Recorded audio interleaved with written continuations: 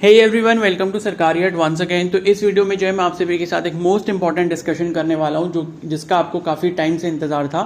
ठीक है, तो मैं एक्चुअली वीडियो नहीं अपलोड कर पा रहा था उसके लिए। तो अब जो है मैं आपको सभी इन्फॉर्मेशन इसके बारे में शेयर करने वाला हूं। तो बेसिकली हम लोग जो डिस्कशन करेंगे वो आपकी कैटेगरी सर्टिफिकेट से रिलेटेड करने वाले हैं।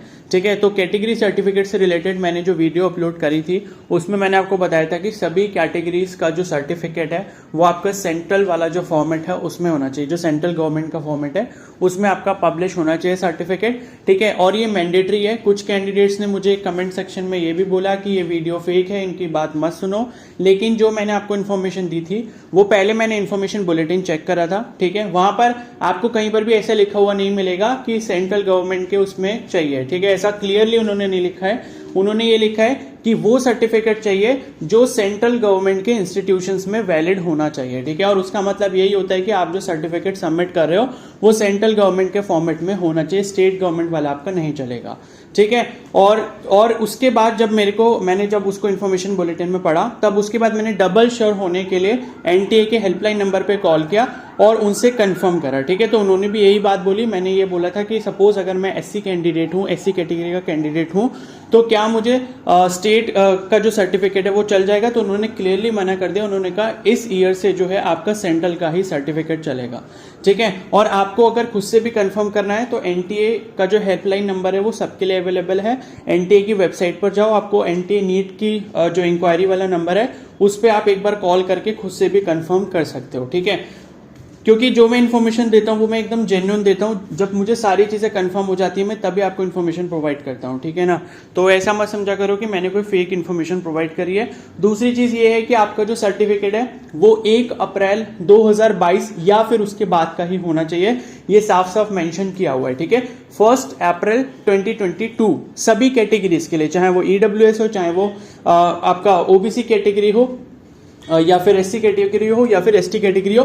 लेकिन पीडब्ल्यूटी कैटेगरी के केस में ऐसा नहीं मेंशन किया है। ठीक है, मैं एक बार फिर से दिखाता हूं और उसके बाद हम लोग ये डिस्कस करेंगे कि ये सर्टिफिकेट आपको कैसे बनाना है। ठीक है, उसके लिए क्या डॉक्यूमेंट चाहिए, कहां पर जाना होगा, कैसे सर्टिफिकेट बनेगा। तो वीडियो को प्लीज पूरा एंड तक एक बार देख लेना। ठीक है, तो पहले मैं एक बार दिखा दूं और बाकी इन्फॉर्मेशन जो है मतलब फॉर्म फिलिंग वगैरह कैसे करनी है उस पर मैं ऑलरेडी वीडियोस बना चुका हूं। वो आपको प्लेलिस्ट में मिल जाएगी, प्लेलिस्ट का लिंक आपको कमेंट सेक्शन में मिल जाएगा।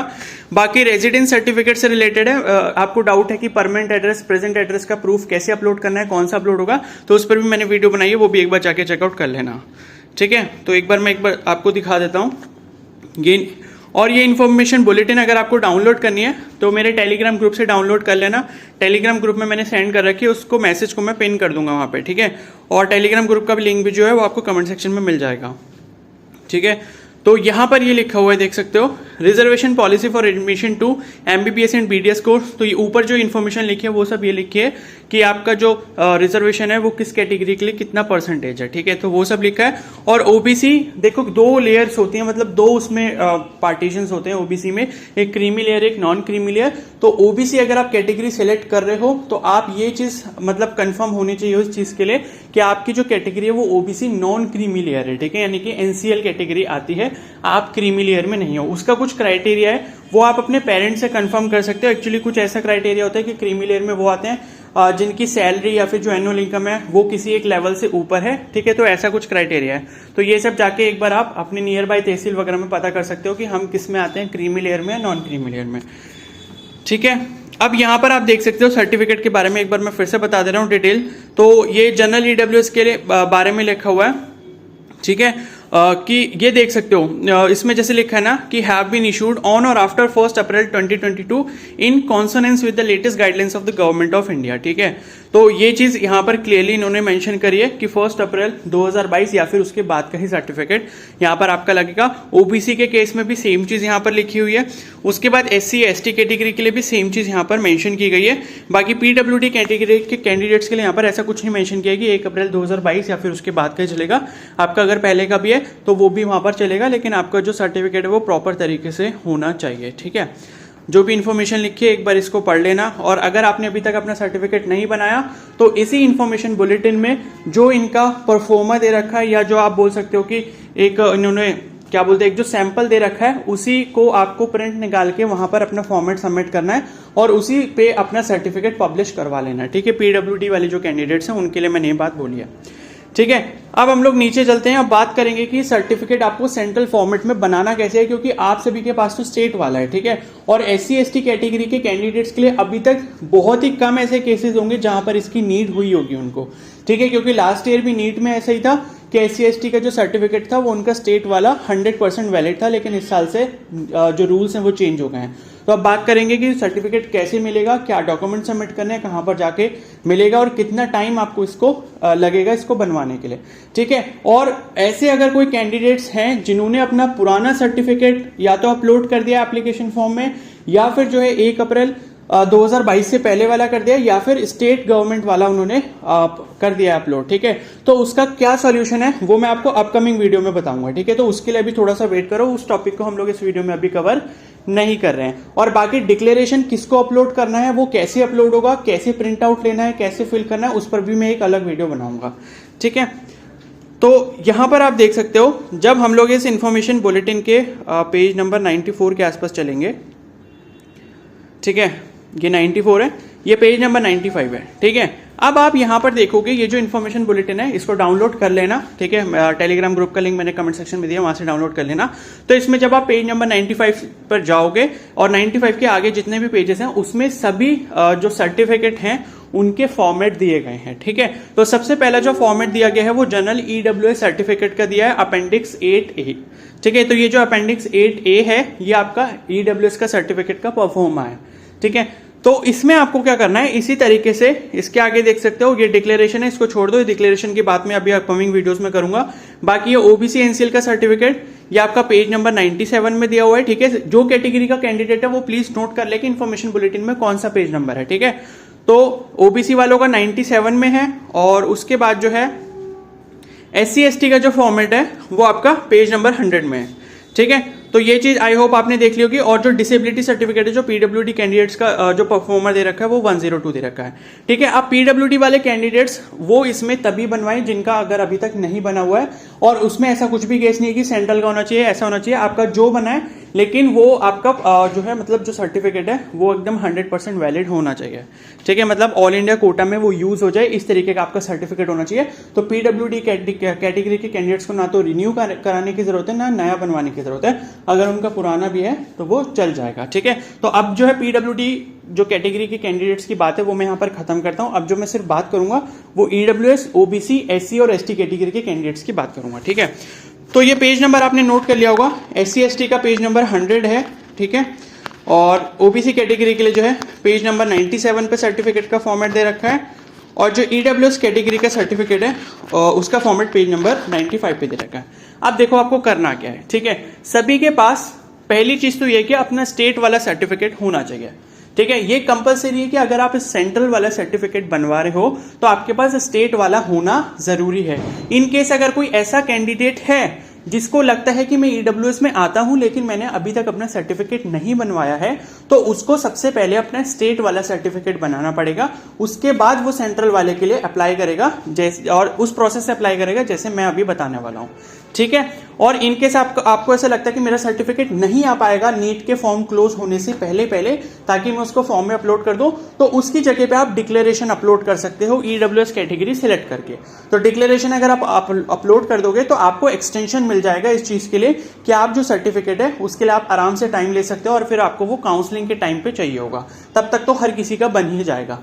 ठीक है, तो डिक्लेरेशन वाली बात हम लोग अलग वीडियो में करेंगे डिटेल में। ठीक है, तो अब देखो आपको करना क्या है। पहली चीज जो मैंडेटरी है वो ये है कि आपका स्टेट का सर्टिफिकेट आपके पास होना चाहिए।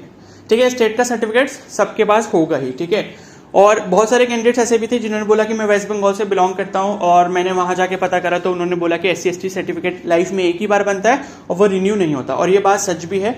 ठीक है, रिन्यू नहीं होता, बट सेंट्रल वाले में कन्वर्ट जरूर हो जाता है। ठीक है, तो अब देखो आपको करना क्या है। मैंने बताया कि स्टेट वाला सर्टिफिकेट होना जरूरी है। दूसरा जो डॉक्यूमेंट आपका लगने वाला है वो लगेगा आपका आधार कार्ड। ठीक है, तो दूसरा डॉक्यूमेंट हो गया आपका आधार कार्ड। तीसरे डॉक्यूमेंट आप जो है अपना डोमिसाइल सर्टिफिकेट अपने साथ रख सकते हो, वो लेकिन ज्यादा कंपलसरी नहीं है, ठीक है। डोमिसाइल सर्टिफिकेट मतलब जो आपका स्थायी निवास प्रमाण पत्र होता है, जिसे हम रेजिडेंस सर्टिफिकेट भी बोलते हैं, जिससे ये पता लगता है कि आप किसी एक पर्टिकुलर स्टेट या फिर यूनियन टेरिटरी के कैंडिडेट हो, ठीक है। उसमें ऐसा मेंशन किया होता है, ठीक है। तो तीसरा आपका डोमिसाइल हो गया।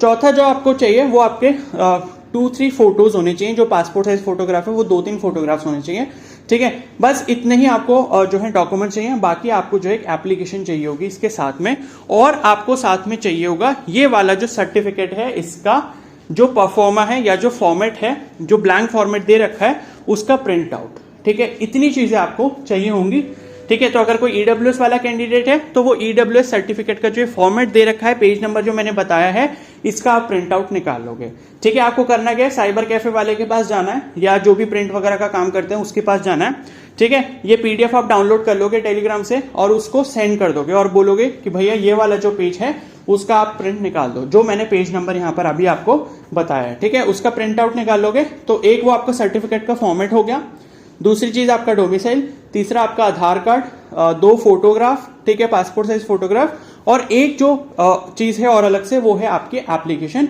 जो आपको खुद से लिखनी होगी। तो देखो एप्लीकेशन में जो आपको लिखना है वो कुछ ऐसा खास नहीं लिखना, बस सिंपल से लिखना है कि मतलब उसमें आपको ये चीज मेंशन करनी है कि मतलब मैं जो हूँ नीट का एप्लीकेशन फॉर्म फिल कर रहा हूँ, नीट यूजी के लिए अप्लाई कर रहा हूँ, नीट यूजी 2023 के लिए, और मुझे जो है वहां पर सेंट्रल फॉर्मेट का जो सर्टिफिकेट है, ये सच सेंट्रल गवर्नमेंट का फॉर्मेट है। अपनी जो भी आपकी कास्ट होगी या कैटेगरी जो भी आपकी SC ST जो भी है उसमें मेंशन कर देना कि मेरी कैटेगरी ये है और मुझे जो है सेंट्रल गवर्नमेंट के फॉर्मेट में अपना सर्टिफिकेट चाहिए, ठीक है। तो उसको जो है मतलब आपसे रिक्वेस्ट है कि उसको मतलब प्रोवाइड कर दें, ठीक है। तो इस तरीके से आपको लिखना है। आप एप्लीकेशन हिंदी में भी लिख सकते हो, इंग्लिश में भी लिख सकते हो, ठीक है। तो ऊपर सैल्यूटेशन वगैरह लिख देना जो भी है, जिसके लिए भी लिख रहे हो, DM ऑफिस लिख रहे हो या मतलब जो भी है डिस्ट्रिक्ट मजिस्ट्रेट, ठीक है, द डिस्ट्रिक्ट मजिस्ट्रेट, इस तरीके से लिख देना। जो भी वो तहसील होगी वो लिख देना। उसके नीचे आपका डेट और सब्जेक्ट आ जाएगा। सब्जेक्ट में लिख देना कि issue of central government certificate for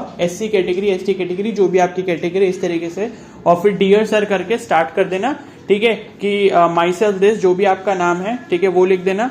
and my father name is this, या सन ऑफ करके लिख देना कि सन ऑफ, जो भी आपका फादर नेम है वो लिख देना उसमें।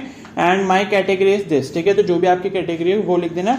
और I am a residence of, जहां के भी आप रेजिडेंस हो वो आप अपना शॉर्ट में एड्रेस लिख देना कि आप इस जगह को बिलोंग करते हो, ठीक है। और उसके बाद फिर लिख देना कि मैं जो हूँ नीट यूजी 2023 का एप्लीकेशन फॉर्म फिल कर रहा हूँ, या नीट यूजी 2023 में नीट यूजी 2023 के लिए अप्लाई कर रहा हूं, तो उसके लिए जो है वहां पर मेरे से सेंट्रल गवर्नमेंट का सर्टिफिकेट मांगा गया है। तो मैं जो हूं इस एप्लीकेशन के साथ जो भी रिक्वायर्ड डॉक्यूमेंट्स हैं उनको अटैच कर रहा हूं, और साथ ही जो उसका फॉर्मेट है उसको अटैच कर रहा हूं।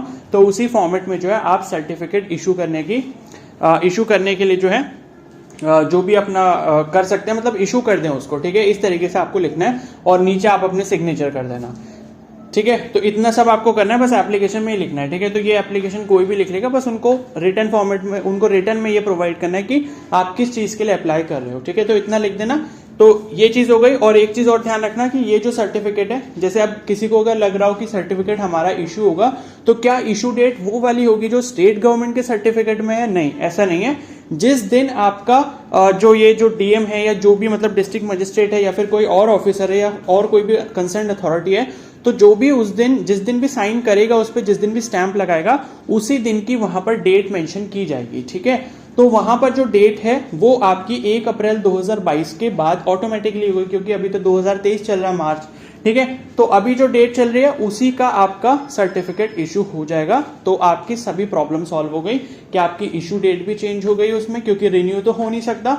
और दूसरी चीज ये है कि आपका जो सर्टिफिकेट है वो सेंट्रल गवर्नमेंट के फॉर्मेट में इशू हो जाएगा। क्लियर है? तो अब ये सारे डॉक्यूमेंट्स का करना क्या है, आपको लेकर कहां पर जाना है? अब इन सभी डॉक्यूमेंट्स को आपको क्या करना है, जो आपका DM ऑफिस है, मतलब जिस डिस्ट्रिक्ट में आप रह रहे हो, जहां से आपका स्टेट वाला सर्टिफिकेट इशू हुआ था, ठीक है, वहां पर आपको जाना है और वहां पर जाकर आपको क्या करना है, ये सभी डॉक्यूमेंट सबमिट करने हैं और आपको क्या बोलना है कि सर ये वाला जो फॉर्मेट है, जैसे सपोज ईडब्ल्यूएस वाला कोई कैंडिडेट है तो वो ये फॉर्मेट लेके जाएगा और वो ये बोलेगा कि सर मेरा स्टेट वाला ही सर्टिफिकेट बना हुआ है, मुझे नीट का एप्लीकेशन फॉर्म फिल करना है और वहां पर मेरे से सेंट्रल वाला जो सर्टिफिकेट है वो मांगा जा रहा है। ठीक है, तो आप क्या करो कि सर ये वाला जो सर्टिफिकेट है इस पर मेरे को मतलब ये वाला जो फॉर्मेट है इस पर मेरे को अपना वाला सर्टिफिकेट चाहिए। तो आप क्या करोगे, ये वाला अपने सर्टिफिकेट का प्रिंट आउट निकाल लिया, आप क्या करोगे इसमें अपना नेम वगैरह उनके सामने ही फिल करना, पहले से फिल मत करके ले जाना। ठीक है, तो उनको बोलना कि सर मेरे को ये वाला फॉर्मेट है, इस पर मेरे को क्या चाहिए, अपना सर्टिफिकेट चाहिए। तो बोलेंगे कि ठीक है आप ये सब डिटेल्स अपनी फिल कर दो, जो जो बोलेंगे वो वही डिटेल्स अपनी फिल करना, उनसे पूछ कर, पहले से फिल मत करना। ठीक है, ये सारी डिटेल्स फिल कर दोगे। उसके बाद यहां पर जो ये डेजिग्नेशन और signature with the seal of officer है, यहां पर आपका जो भी डीएम ऑफिस में ऑफिसर होंगे या फिर जो आपका डीएम ही है डिस्ट्रिक्ट मजिस्ट्रेट, उनका सिग्नेचर और आपका स्टैंप जब यहां पर लग जाएगा तो इसका मतलब है कि आपका ये वाला जो सर्टिफिकेट है वो बन चुका है। ठीक है, और इस काम को कराने के लिए आपको जो है मैक्सिमम 1 वीक लग सकता है और मिनिमम जो टाइम है वो 1 डे लग सकता है। मतलब या तो हो सकता है कि सेम डे पर ही आपको ये चीज करके दे दें, ठीक है, और हो सकता है कि आपको 2 दिन लगे, हो सकता है 4 दिन लगे, लेकिन मैक्सिमम जो टाइम है वो 1 हफ्ता लगेगा, उससे ज्यादा ये नहीं लगेगा। ठीक है, क्योंकि आपने क्या करा, आपने सारे डॉक्यूमेंट्स उनको दे दिए, वो क्या करेंगे, सब कुछ वेरीफाई करेंगे। वेरीफाई करने के बाद आपकी डिटेल्स या तो खुद से वो फिल कर लेंगे या आपसे फिल करवाएंगे कि बेटा आप इसको फिल करो, और फिल करने के बाद वो अपना जो उनका ऑफिसर है, मतलब जो डीएम ऑफिस में जो भी उस लेवल का ऑफिसर होगा जिसके पास ये अथॉरिटी है इस चीज को अप्रूव करने के लिए, वो इस पे अपना सिग्नेचर और स्टैंप लगाकर आपको दे देगा और आपका सर्टिफिकेट यहां पर रेडी हो गया। बस आपको इतना सा ही काम करना है, तो इसमें इतना ज्यादा परेशान होने की जरूरत नहीं कि कैसे करना है, क्या करना है, कुछ भी ऐसा नहीं है। ठीक है, तो इसी तरीके से ईडब्ल्यूएस का हो गया। और ये पेज नंबर 97 पे जो है अपेंडिक्स 9A, ये ओबीसी एनसीएल का सर्टिफिकेट फॉर्मेट दे रखा है, तो ओबीसी वाले कैंडिडेट इसका प्रिंट आउट निकलवा लेंगे। ठीक है, और इसको ले जाएंगे। तो इसमें ये लिखा हुआ है, देखो नीचे, डिस्ट्रिक्ट मजिस्ट्रेट या फिर डिप्टी कमिश्नर या फिर और कोई कॉम्पिटेंट अथॉरिटी हो जो इनके लेवल को मैच करती हो, उसी से करवानी है आपको। ठीक है ना, तो उनका क्या है, सिग्नेचर और स्टैम्प जब यहां पर लग जाएगा तो इसका मतलब है कि आपका सर्टिफिकेट यहां पर तैयार हो गया है। और नीट के एप्लीकेशन फॉर्म की लास्ट डेट देखो 6 अप्रैल है, 6 अप्रैल। ठीक है, तो अगर आपका ये जो सर्टिफिकेट आपको मतलब ये है कि मार्च एंड तक मिल जाता है, मतलब 25-26 मार्च तक अगर मिल जाता है तो बहुत अच्छी बात है।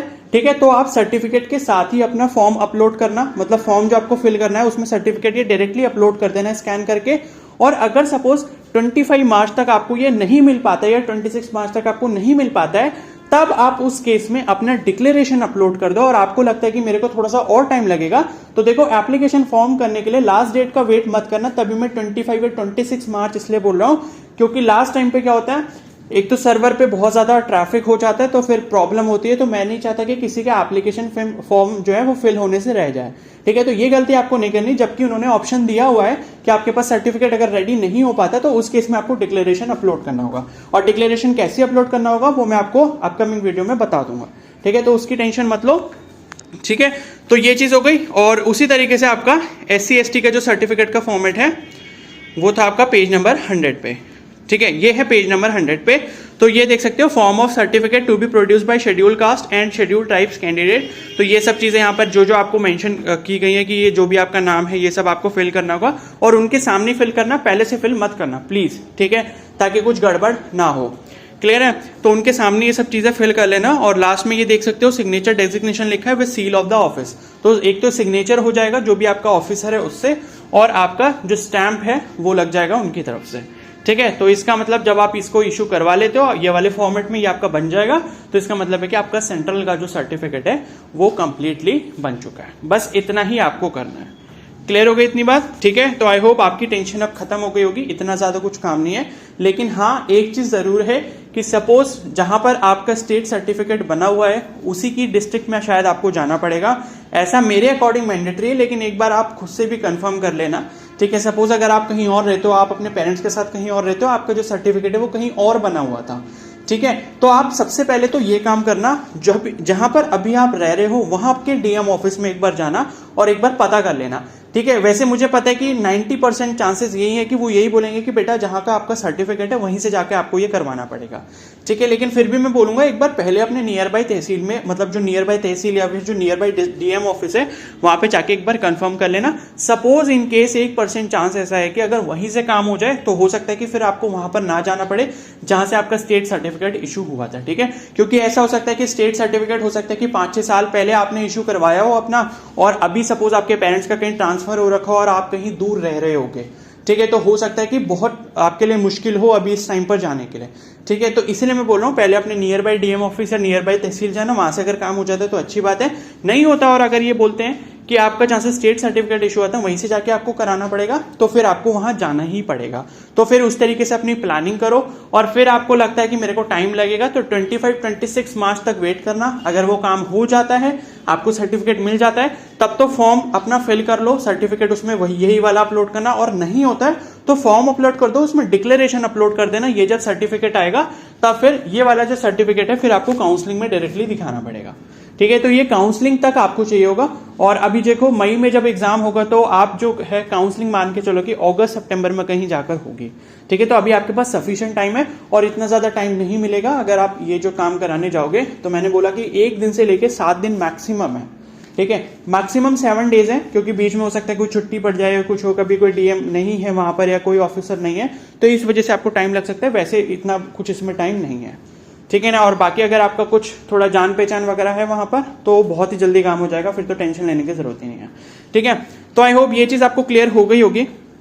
ठीक है, देखो मैंने टाइम इसलिए आपका ज्यादा लिया है क्योंकि मैं सब चीजें डिटेल में समझाना चाहता हूं ताकि आपको कोई भी डाउट ना रहे। ठीक है ना, और ये जो सब चीजें, एक तो मैंने सबसे पहले सब इसके बारे में रिसर्च करा, और उसके बाद मैंने 1-2 कैंडिडेट से कॉल पर भी पूछा जिन्होंने ऑलरेडी ये काम करा है, जिन्होंने इस फॉर्मेट पे अपना सर्टिफिकेट पब्लिश करवाया और उनका प्रूफ हो गया था। ठीक है, तो इसलिए मैंने सारी डिटेल्स कलेक्ट करने के बाद ही ये वीडियो बनाई है ताकि आपको जो इन्फॉर्मेशन मिले वो 100% जेन्युइन मिले। ठीक है, और इसके बाद भी अगर आपका कोई पर्सनल डाउट है तो मुझे इंस्टाग्राम पे मैसेज कर लेना। इंस्टाग्राम का लिंक जो मैंने कमेंट सेक्शन में पिन किया हुआ है। ठीक है, अब आप ये सोचते हो कि मैंने मैसेज करे तो तुरंत रिप्लाई आ जाएगा, तो देखो ऐसा है कि मैं भी काफी बिजी रहता हूं अपने काम में, तो ये है कि विद इन 24 आवर्स जो वो आपको रिप्लाई मिल जाएगा, उसकी टेंशन मत लिया करो। ठीक है ना, बाकी अपना एप्लीकेशन फॉर्म जल्दी से जल्दी फिल कर लो। बाकी एम्स का भी बीएससी नर्सिंग, बीएससी पैरामेडिकल का फॉर्म रिलीज हुआ है, उससे रिलेटेड भी मैंने वीडियोस अपलोड कर रखी हैं, चैनल पर प्लेलिस्ट भी मिल जाएगी उससे रिलेटेड, तो फॉर्म उसका भर लो। उसकी लास्ट डेट 16 मार्च है, और किसी को अगर सीयूईटी का फॉर्म फिल करना है तो उसकी लास्ट डेट 12 मार्च है, तो वो भी अपना रजिस्ट्रेशन कर ले जल्दी से जल्दी। ठीक है, तो इस वीडियो को अब यहीं पर एंड करते हैं, काफी ज्यादा बातें हो गई, काफी ज्यादा डिस्कशन हो गया। ठीक है, बाकी किसी भी कैंडिडेट को डाउट है तो प्लीज मुझे इंस्टाग्राम पे मैसेज कर सकते हैं, आपके लिए वो सर्विस अभी फ्री ऑफ कॉस्ट है। ठीक है ना, तो मुझसे कुछ भी पूछ सकते हैं वहां पर जो भी आपको डाउट है। क्लियर है, और बाकी डिक्लेरेशन सर्टिफिकेट पे अभी वीडियो आ जाएगी जल्दी ही, आज आ ही जाएगी इवनिंग तक, और नहीं आई तो कल आ जाएगी। ठीक है, और जो आपका दूसरा जो डाउट है वो ये कि अगर किसी ने अपना पुराना वाला सर्टिफिकेट अपलोड कर दिया तो वो क्या करेगा। ठीक है, तो उसके लिए भी हम बात करेंगे। बाकी और कुछ अगर इंपॉर्टेंट टॉपिक मेरे को लगता है तो मैं डिस्कस कर लूंगा। क्लियर है वो इतनी बात। ठीक है, तो अगर ये वीडियो आपको प्लीज थोड़ी सी भी हेल्पफुल लगी तो प्लीज को जरूर लाइक कर देना, और चैनल पर नए तो जरूर सब्सक्राइब कर लो और बेल आइकन को प्रेस कर लो, आपको काफी ज्यादा बेनिफिट होगा इससे अगर आप ये कर लेते हो। ठीक है, तो इस वीडियो को यहीं पर एंड करते हैं। Okay, so thank you and have a nice day.